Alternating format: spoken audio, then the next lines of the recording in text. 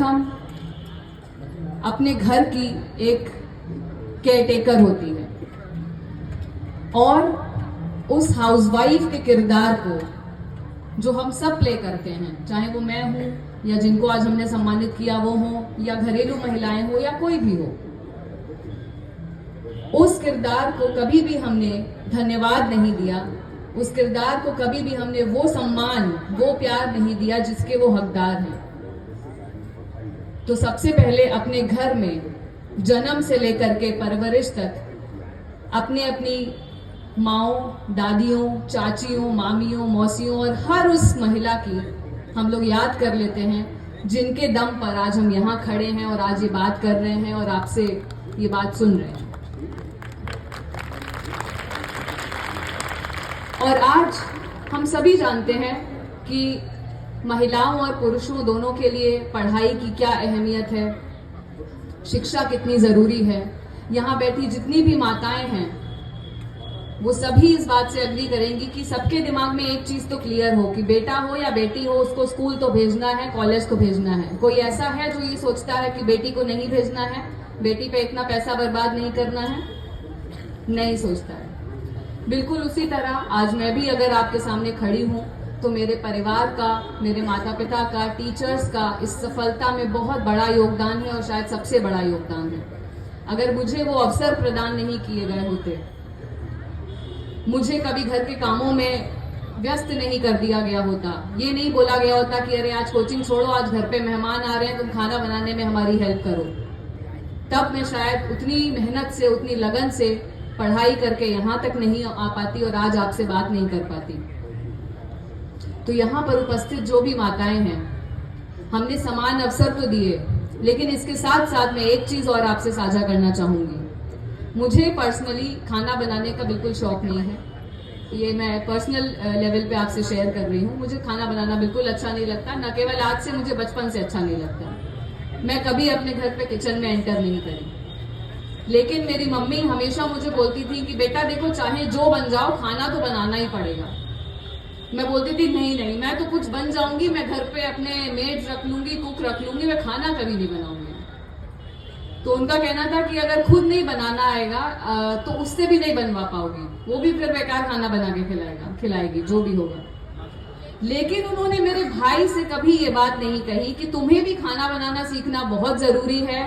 और अगर तुम खाना बनाने में अपनी पत्नी की फ्यूचर में हेल्प नहीं करोगे तो तुम लोगों को अपने जीवन की गाड़ी आगे बढ़ाने में दिक्कत होगी। क्यों नहीं? अगर मेरे लिए कुछ भी बन जाने के बाद खाना बनाना जरूरी है, खाना बनाना आना जरूरी है, तो मेरे भाई से ये बात क्यों नहीं कही गई? तो आज महिला दिवस के अवसर पर हम सभी महिलाओं की प्रोन्नति, महिलाओं की प्रगति की बात तो करते हैं, लेकिन साथ साथ ये समझना भी जरूरी कि हमारे साथ जो पुरुष खड़े हैं, जब तक वो इस बात को नहीं समझेंगे कि जो सपोर्ट है वो घर से शुरू होता है। आप सभी पुरुषों की जिनकी 3-3, 4-4 साल की छोटी छोटी बच्चियां होंगी, वो भी बचपन से ये देख रही हैं कि मेरे पिता मेरी माता के साथ किस प्रकार का व्यवहार करते हैं, और उसी को वो एक आइडियल व्यवहार मानती हैं, क्योंकि आप पिता होते हुए उनके लिए आदर्श हैं। अगर आपका व्यवहार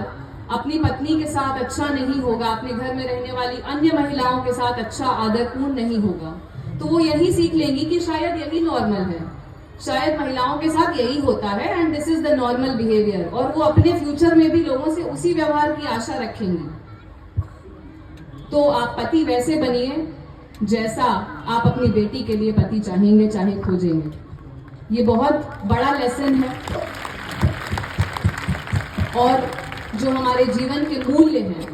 वैल्यू सिस्टम्स हैं, सिद्धांत हैं, वो घर से ही शुरू होते हैं। हमारी माँ को हमारा प्रथम गुरु कहा जाता है, लेकिन सिर्फ माँ ही नहीं, पूरे परिवार का जो एटमॉस्फेयर होता है, हमारे समाज का एटमॉस्फेयर होता है, हमारे टीचर्स का बिहेवियर होता है,